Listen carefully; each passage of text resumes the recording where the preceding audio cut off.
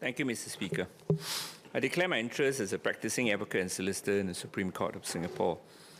Mr. Speaker, as we are told that this bill seeks to amend the Precious Stones and Precious Metals Prevention of Money Laundering and Terrorism Financing Act 2019, the Legal Profession Act 1966, the Moneylenders Act 2008, and the Pawnbrokers Act 2015 to provide for the prevention of the financing of proliferation of weapons of mass destruction.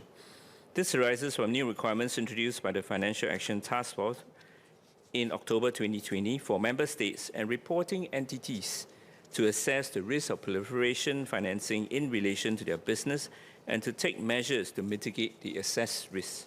The proposed amendments to the said Act add to the existing provisions in respect of prevention of money laundering and prevention of terrorism financing.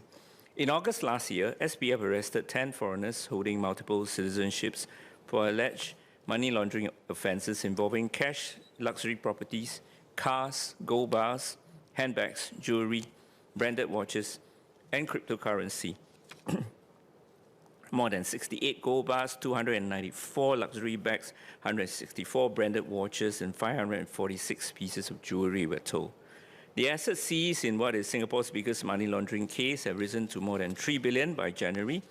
In October 2023, we were told that 152 properties and 62 vehicles were involved, and we were told last month that 55 new properties and 15 vehicles were given prohibition of disposal orders by the police.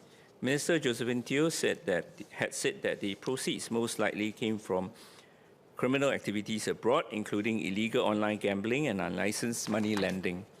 Mr. Speaker, this is very disconcerting, not least because of the value of the funds and the assets involved, but that they had taken place despite existing money laundering laws and regulations having been introduced over the years. The inability of our existing laws and regulations to prevent the current money laundering case is worrying.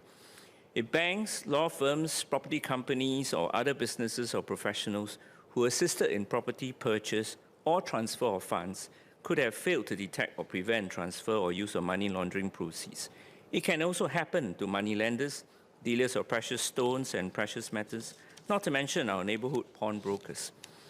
I'm mindful the investigation is pending, but I would like to ask the government whether it is able to share what are to date the lessons which you have learned from the case so far, as AML compliance is concerned.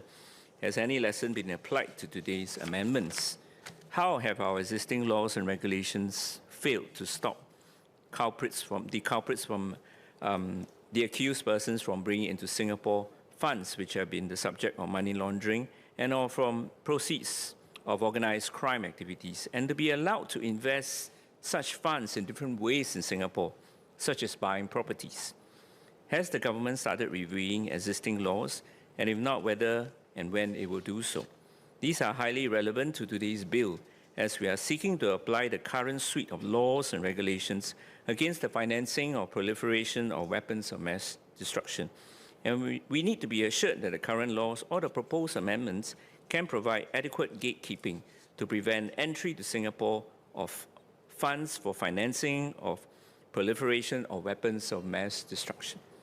I also hope that the authorities will review the adequacy of the due diligence efforts of banks, law firms, and other professionals or stakeholders who are involved in respect of the funds brought in by the said foreign nationals in the ongoing money laundering case, or in respect of funds used for the purchases of different properties, and to consider what laws, regulations, and measures need to be enhanced to strengthen the current due diligence process required of all professionals and stakeholders, and hopefully minimize the risk of such case recurring, which is embarrassing for our country and tarnishes Singapore's reputation as a financial centre. Mr. Speaker, notwithstanding my questions, I support this bill.